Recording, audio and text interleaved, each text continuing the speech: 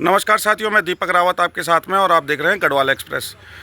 साथियों, आज एक खबर आई थी हमारे पास कि वार्ड नंबर 2 कुंभी चौड़ में जो नहर है और जिस नहर पर करोड़ों रुपए की लागत से जो नहर बनाई गई थी वो धराशायी हो गई है। और एक जगह में नहीं, 2 जगह में हुई है। और अभी ये हाल फिलहाल में ही बनाई गई थी और सुनने में यह आया कि ये पहले भी टूटी और अब फिर रिपेयर हुई, फिर टूटी और अब फिर रिपेयर होगी।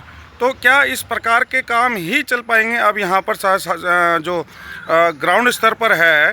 क्या इसी प्रकार के काम चलेंगे कि पहले बनाओ फिर टूटे, फिर बनाओ फिर टूटे, फिर बनाओ फिर टूटे, बस पैसे ठिकाने लगाते रहो? जो विधायक निधि का पैसा होगा या फिर जनता के टैक्स का पैसा है उसको ठिकाने लगाने का कार्य किया जाएगा। समय समय पर हम आपको दिखाते रहते हैं, परंतु आप ये देखिए यहाँ पर इस नहर का काम, इस नहर में कहा गया था करोड़ों रुपए की लागत से ये अभी हाल फिलहाल में बनाई गई थी और ये पहले पूर्व में भी टूट चुकी है एक बार।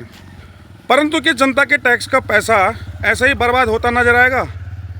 क्या जनता के टैक्स का पैसे का इस्तेमाल न कहकर दुरुपयोग कहा जाए तो अतिशयोक्ति नहीं होगी। ये जनता के टैक्स के पैसे का दुरुपयोग ही है जो इस प्रकार हमें खंडित होता हुआ दिखाई दे रहा है। और खंडित ये इस प्रकार हुआ है कि बस ना ही पूछे। आप विजुअल में देख सकते हैं कि किस प्रकार यहाँ पर कोटद्वार में हम जगह जगह की हकीकत आपको दिखा रहे हैं। आज आए हैं हम वार्ड नंबर 2 कुंभी चौड़ में और अभी तो ये पहली जगह दिखा रहा हूँ जहाँ पर कि आप हाल देख सकते हैं। दूसरी जगह पर भी ले चलूँगा आपको, वहाँ के हाल देखेंगे और निष्कर्ष निकालेंगे कि क्या कुछ यहाँ पर होता जाता है, क्या कुछ यहाँ पर हो रहा है। आप देखिए कि 3-4 दिन पहले ये नहर टूट गई थी और जहाँ जनता का टैक्स का पैसे से इन नेताओं को जो सैलरी मिलती है, जो तनख्वाह मिलती है, उसमें ये अपना निर्वाह करते हैं और फिर जो निधि होती है उसका इस्तेमाल यहाँ पर जनता के टैक्स के पैसे का इस्तेमाल इस रूप में किया जाता है कि करोड़ों रुपए के टेंडर दिए जाते हैं नहर की व्यवस्था के लिए, बनाने के लिए। परंतु किस प्रकार का यहाँ पर मटेरियल यूज़ किया गया होगा, किस प्रकार का यहाँ पर कार्य किए गए हैं, जो कि 2-2 बार यहाँ पर ये नहर की जो एक पार्ट है, एक हिस्सा है, वो धराशायी हो गया। देख सकते हैं आप, खुद ही आकलन कीजिए कि काम कौन कर रहा है और किस प्रकार के काम हो रहे हैं। यहाँ पर इस नाली में, इस नहर में जो सीमेंट यूज़ किया गया है, क्या वो भी सवालों के घेरे में आता है? हम उस ज़माने के हैं जब रोते हुए बच्चे को चुप कराने के लिए फिर से पीटते थे और अब यहाँ की सरकारें कोटद्वार की जनता को वैसे ही पीट रही हैं जैसे मैंने आपको अभी कहावत सुनाई। अब ये देखिए कि मेन पार्ट, अब हम मेन पार्ट में आए हैं। मेन पार्ट है इसका यहाँ पर, आप सामने देख रहे होंगे। क्या है ये? कुछ याद आया आपको? जी हाँ, ये वही कॉर्बेट पैराडाइज का रिजॉर्ट है, वेडिंग गार्डन है जहाँ पर मैं खड़ा हूँ। और यहाँ पर आप ये देख सकते हैं कि क्या हालात हो चुके हैं।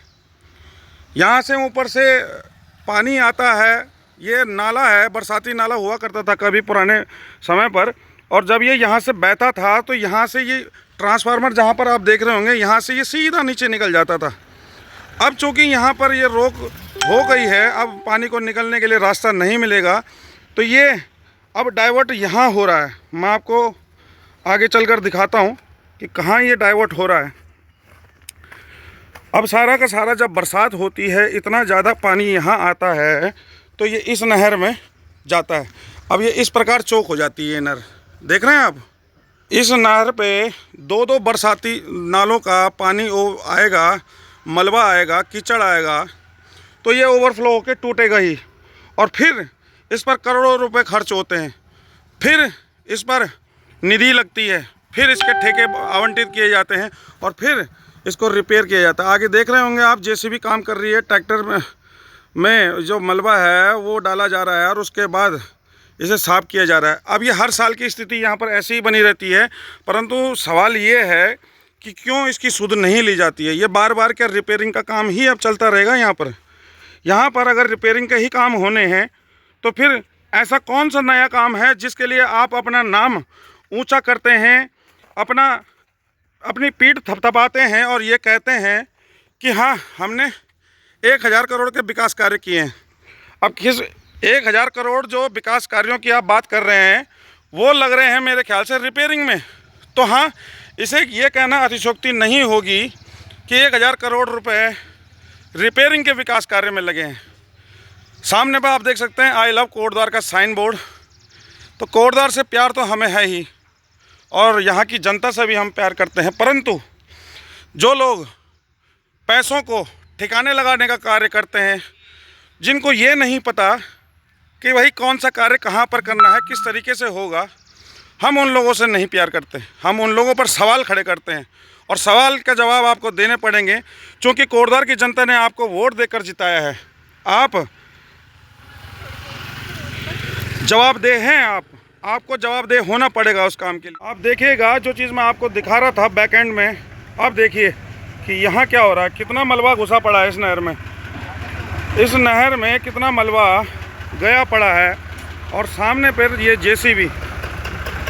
अब इतना मलबा तो जेसीबी ही निकाल पाएगी, लेबर तो तब तक लगेगी जब तक तो बारिश गायब ही हो जाएगी। और जो ये बकेट है, ये जो बकेट जब चल रही है तो यहाँ साइड पर ये दरारें आप देख सकते हैं।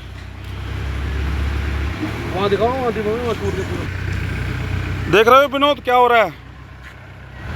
ये बस अब बकेट अगर हिसाब से लेवल से नहीं चलाई जा रही है तो ये साइड में ये जो दरारें आ रखी हैं बकेट की वजह से आ रखी हैं, लोड की वजह से आ रखी हैं। अब ये किस प्रकार का यहाँ पर मसाला यूज़ किया गया, किस प्रकार का कंक्रीट यहाँ यूज़ किया गया है, जो कि ये भी अब धराशायी होने के लिए तैयार है, बस होने ही वाला है।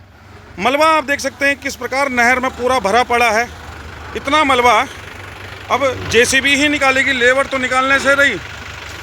अब हमको तो समझ में नहीं आता कि किस प्रकार यहाँ पर जो बरसाती नाले हैं उनको डाइवर्ट कर दिया जाता है, किस प्रकार से रूपांतरित कर देते हैं ये इधर पे, जिसकी वजह से यहाँ पर इतना मलबा आ जाता है। तो अब नहर टूटेगी नहीं तो और क्या होगा, लोगों के घर में पानी नहीं घुसेगा तो क्या होगा। और दोस्तों ये हाल है यहाँ की नहरों के।